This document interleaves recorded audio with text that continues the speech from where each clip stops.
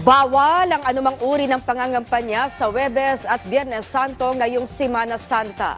Yan ang paalala ng Commission on Elections sa mga kandidato para sa Hatol ng Bayan 2025. Ayon kay COMELEC Chairman George Erwin Garcia, nakalagay sa Omnibus Election Code na bawal ang anumang uri ng pangangampanya sa nasabing mga araw at ang mga lalabag dito ay may kaukulang parusa. Wala naman ani ang problema sa mga kandidatong namamanata. Pero kung mamamahagi sila ng anumang campaign material, pagkain at iba pa ay lalabas na sa pangangampanya pa rin ito. Pakiusap pa ng COMELEC sa mga kandidato na respetuhin ang banal na aktibidad na ito.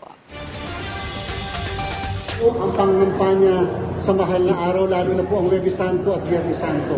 Yung style ng iba, nagpapabasa, nagpapakain sa mga pabasa, baka pwede pong iwasan na lang po natin yun.